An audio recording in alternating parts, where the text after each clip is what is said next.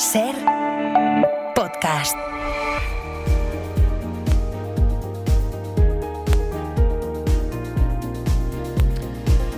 Hay cosas que por más vueltas que uno le dé, no las termina de comprender, pero eso quizá no debería frustrarnos. Que la vida tenga misterios, dilemas, problemas a los que darles la vuelta eternamente, pues es precisamente lo que la hace interesante desde hace miles de años. Lo saben los filósofos y lo sabe Jaime Rubio Hancock, periodista, creador de una newsletter, Filosofía Inútil, en el diario El País, que a nosotros nos resulta muy útil para pensar en torno a las cosas que suceden más allá del dato, más allá de la opinión, respondiéndonos a los porqués, si es que a veces hay respuesta, que a menudo no la hay. Jaime, hola, buenos días. Hola, buenos días, ¿qué tal? El primer misterio de la vida que queremos abordar lo marca la actualidad. Yo, junto a otra serie de personas, fundamos una consultora en el año 2006 y a partir del año 2008, donde yo regresé al Congreso de los Diputados, es cuando el exministro Cristóbal Montoro ha sido imputado en una trama, ya saben, de corrupción que no tiene precedentes.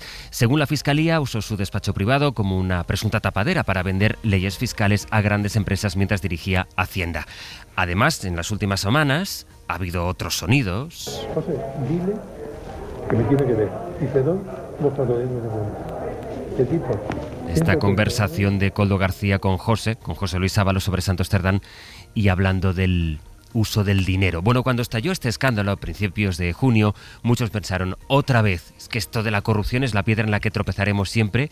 ¿Cómo es posible que esta cutrez, más o menos sofisticada, habría que decir, siga campando entre nosotros? Y esa es la cuestión, Jaime, con la que queremos empezar Filosofía Inútil de esta mañana. ¿Cómo se enfrenta la filosofía a esta pregunta? Pues a ver, que siga existiendo corrupción es un misterio insondable incluso para la filosofía, para la física cuántica, para todo. Pero sí que podemos reflexionar sobre este tema, ¿no? Y podemos partir de una pregunta, ¿no? Es la pregunta de si es inevitable la corrupción. Esta es una buena pregunta porque está en muchos argumentos políticos. La intención que tenemos es que esta sección nos ayude también a descodificar e interpretar aquello que nos dicen todo el rato o que suena en la actualidad. Por ejemplo, este argumento de Pedro Sánchez. Desgraciadamente en este mundo no existe la corrupción cero, pero sí debe existir la tolerancia cero cuando ésta se produce. Es una buena pregunta filosófica. ¿No existe la corrupción cero? Claro, cuando dices que la corrupción es inevitable, lo que los líderes del partido, del partido que sea, lo que están diciendo es que siempre van a salir 2, 3, 7 manzanas podridas que aprovecharán su posición para enriquecerse, etcétera. Lo que quieren es transmitir la idea de que no hay nada que hacer, de que por naturaleza hay gente que tiene tendencia a aprovechar su posición para robar y que tenemos que resignarnos con paciencia que cada cierto tiempo surja algún caso de corrupción. Y esta es una idea muy antigua que además viene con una historieta filosófica. Pues me gusta mucho. Vamos a por ella, la historia filosófica. Pues mira, en la República de Platón se cuenta la historia de Giges, un pastor que se encontró un cadáver con un anillo de oro. Y este anillo, el pastor se lo puso y comprobó que pues, le daba el poder de ser invisible, como el Señor de los Anillos. Y lo usó por este orden para seducir a la reina, asesinar al rey y ocupar el trono. Un angelito, lo Giges en cuestión. Sí, en el texto Glaucón, que es quien cuenta la historia, explica que con un anillo semejante no podríamos encontrar ningún hombre con carácter suficientemente firme como para perseverar en la justicia, es decir, aprovecharíamos que nadie nos ve para prosperar de manera ilícita. Según esta historia, solo actuamos bien porque tenemos miedo al castigo, y si nadie nos ve, como no hay castigo, pues hacemos lo que nos da la gana. O sea, la moraleja es que solo obramos bien por miedo a la mirada de los demás. Exacto, es una visión, ¿no?, de la vigilancia que decía, de la tolerancia cero que decía Pedro Sánchez un poco, ¿no? Es una visión muy pesimista, pero en parte tiene algo de razón. Cuando nos vigilan, o cuando creemos que nos vigilan, por lo general sí que nos comportamos mejor, sobre todo si quien nos mira es alguien a quien conocemos. Pero que nos comportemos mejor cuando nos miran no significa que siempre nos comportemos mal cuando nadie nos mira. No, claro, también tiene que existir la virtud en una isla desierta. Exacto, en el libro Freakonomics de Stephen Levitt y Stephen Dubner se habla de una experiencia, esta vez es algo real, ¿no?, de una empresa estadounidense que se dedica a repartir donuts en las oficinas. Y en lugar de dejar a alguien cobrando 1 a 1, dejan una caja y entonces tú coges tu donut y pagas lo que toca sin que haya nadie vigilando. Y esto funciona razonablemente bien. Más del 80% paga lo que le toca. O sea, la gente hace lo que tiene que hacer. Y esto funciona en empresas de todos los tamaños, porque si hay 3 empleados, pues no es lo mismo que si hay, 100 o 1000 empleados. esa es una de las cosas que se han encontrado en esta experiencia, ¿no? Que funciona mejor en empresas pequeñas donde todo el mundo se conoce, ¿no? Porque si tú estás tomándote un café con tu compañero de mesa, pues si tienes que pagar el donut, no vas a llevártelo por la cara. Pero una empresa de 5.000 personas que tienes que ir a la planta 37 a buscar el donut, pues a lo mejor te puedes hacer un poco el olvidadizo más fácilmente. Pero nos sugiere muchas preguntas eso. Por ejemplo, la gente que sí se lleva el donut sin pagar, que hace lo que en teoría no debería hacerse, ¿qué se puede hacer? Pues lo que no podemos hacer es cruzarnos de brazos, ¿no? Ante ese pequeño porcentaje que puede existir, ¿no? La filósofa Victoria Camps proponía en un artículo reciente del País, aumentar los controles, pero de verdad, aplicarlos de forma estricta, no solo de boquilla como se hace habitualmente, sino pues ser más estrictos. Sí, eso dice la teoría, pero luego ¿qué controles? ¿Más vigilancia, más burocracia? Sí, aquí Camps sigue a Kant, y podemos nosotros también seguir a Kant, ¿no? Que él hablaba de la importancia de la publicidad, ¿no? Que es la transparencia, que es lo contrario de la invisibilidad, ¿no? Que se nos vea todo siempre. Y quiero aclarar que estoy hablando de política, de ayuntamientos, de gobiernos, no de ábalos en la ducha. No, vamos a devolver el discurso a donde tenía que estar. Vamos a devolverlo a Kant. Bueno, pues vamos sobre la paz perpetua, que es uno de los tratados de Kant, que decía que en la política, es una frase un poco... Yo no... O sea, igual tiene gracia en alemán, pero aquí traducida no es tan graciosa. No dice que la política nos pide que seamos listos como las serpientes, pero la moral nos exige que seamos sinceros como las palomas. Que no sé yo. Es una buena frase, que seamos listos como las serpientes y la moral nos exige que seamos sinceros como las palomas. Sí, claro, yo no entiendo. Son muy sinceras las palomas, te iba a preguntar. Claro, no lo entiendo bien, pero bueno, la idea es que a veces hay conflicto. Entonces lo que dice Kant es que lo que tiene que primar es la honestidad. Es decir, lo importante es ser transparente, ser sincero, ser honesto y no buscar el interés político, incluso aunque esté como bien planteado, en tu cabeza bien planteado, ¿no? Que tengas tu idea, ¿no? Eso ayuda a la transparencia, ya sea con donuts o con euros. Sí, no, la idea precisamente con esto es...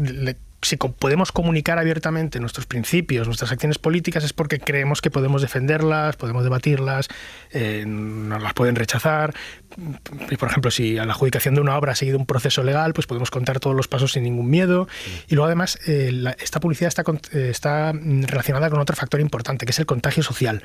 Hay comportamientos que cuando estamos en un espacio más o menos cerrado nos parecen normales cuando no lo son, tanto buenos como malos. Por ejemplo, un estudio de la Universidad de Florida decía que si en el trabajo vemos o sufrimos mala educación, esta mala educación tiende a contagiarse y la acabamos viendo como normal. Absolutamente de acuerdo. La mala educación, que puede considerarse un asunto menor, pero si naces, por ejemplo, en la mafia, pues la mafia te parece lo normal. Que yo recuerde, desde que tuve uso de razón quise ser un gángster.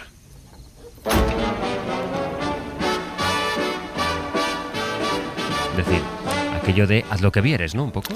Sí, con la corrupción pasa lo mismo. Si estamos rodeados de corruptos, pues nos puede parecer normal que cobrar comisiones, que las empresas nos paguen sobornos, pero si hay transparencia en los procesos, podemos ver que esto no es nada normal y además podemos hablar, ¿no? Volviendo al ejemplo de la empresa, ¿no? Si un amigo te cuenta que su jefe le llama idiota en el trabajo, pues tú le puedes decir, oye, esto no es normal, entonces puedes denunciar, puedes quejarte, puedes buscar otro trabajo, es decir, hay un proceso de apertura, de comunicación. Desde el punto de vista político, estrictamente político, Jaime, ¿qué decía Kant de la corrupción? Pues Kant para su época era bastante avanzado, era un defensor de la democracia representativa, de la división de poderes, ¿no? Que es esta idea de Montesquieu de separar y equilibrar los poderes, y que está pensada precisamente para evitar el abuso, ¿no? Por eso los jueces no escriben las leyes y los parlamentos pues no te juzgan si has incumplido una de estas leyes. O sea, en principio y sobre el papel, en un Estado democrático tendría que haber menos corrupción. Y así es.